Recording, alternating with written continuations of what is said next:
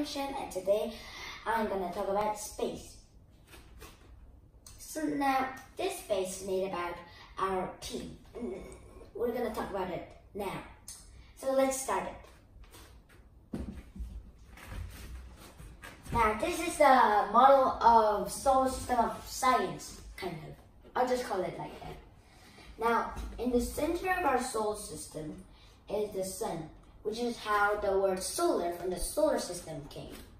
Next is Mercury. Mercury is the smallest planet in the sun, and it is also the shortest orbiting planet in the sun of the solar system. It's very hot and cold at the night. Now, this is Venus. Venus is the second closest planet to the sun. Venus is also hot, but a little bit lower degrees Celsius, a little degrees lower than Mercury, and it's also cold night. And now next is our own planet. Comes here, Earth. Earth is the only planet that can exist life, which is where we are now on. But there's a question, and how is the Earth not flat? Because of the horizontal line. If you were in Chicago and if the Earth is flat, you could see the tallest mountains in the USA, but you can't. That's because of the horizontal line, and that proves that the Earth is round, and even the other planets. And also there's another proof, picture from space. Now, this is the mystery planet. People also call it the red planet, called Mars. On 2030, people will launch people to Mars with proper spacesuits, you mind.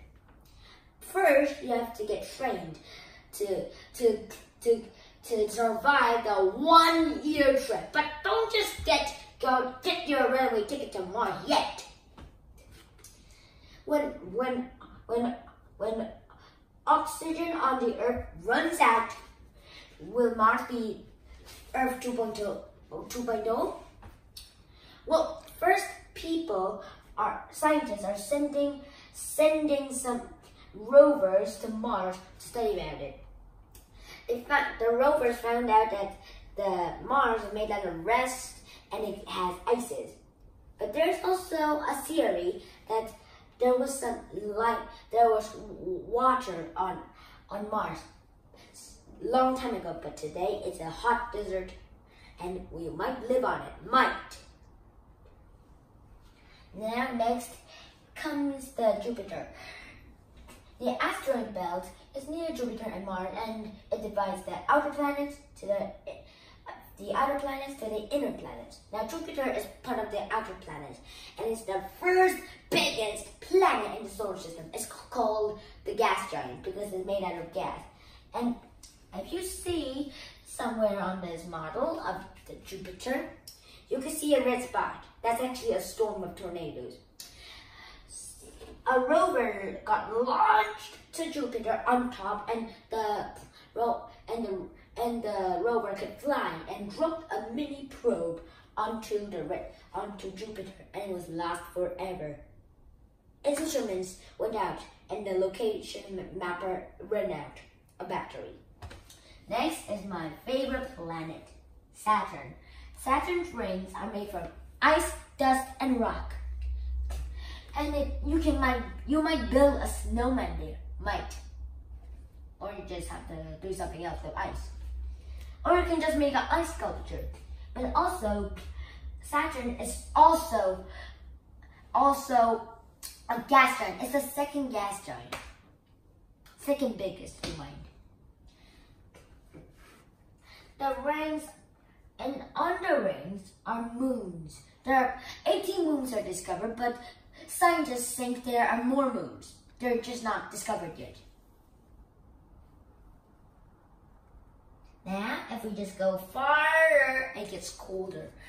You might say the farther you are, the colder you are. That's a rhyme I made. And Uranus is cold and it's sky blue in color. Uranus is made out of cold nitrogen gas and ice. Now Neptune is also an ice giant. Uranus and Neptune are sometimes called the sister planets because they are both ice giants.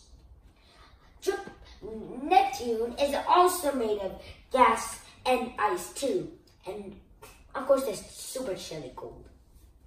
Well, if you might know something, a long time ago there was Pluto. Pluto is now a dwarf planet, not a planet anymore. Now, I have a question for you. What is in the center of our solar system? It's the sun. The sun is glowing red, orange, and yellow. Of course, the sun is in the center of the solar system, and that's how our name of the solar from the solar system came. Solar means sun in Spanish. Of course, Spain would be about here, maybe. And also some people call them sol. The sun, if you go deeper into the sun, you'll find the core, which is, let me tell you something that will blow your mind. The outside surface of the sun is 1,000,000 degrees, and inside is about 100 million degrees. It's hotter inside. It's hotter inside. And if you were inside the core of the sun and you get blasted out of the speed of light, you don't catch up with a normal rocket. Even if with a fiction science spacecraft that travels the speed of light, it will still take 5 hours to reach the sun, or maybe about 8 hours actually. And if you just go into the sun, be careful. When you're near the sun, the gravity will pull you in, and you might die because of the UV light. The UV light, no, the ultraviolet light, which is the UV light, and you might die right there. The sun, you see some astronauts and satellites have some golden umbrellas. Those umbrellas bounce off the light and heat from the sun and back to the sun to get this energy. The sun is a star, and one day the sun will explode. Of course, that means there will be no sun, but not forever. There will be a new sun next time. About 1,000,000 years to go. It only has 3.5 billion years to go. So this is a whole solar system. And I'll see you next time. Bye.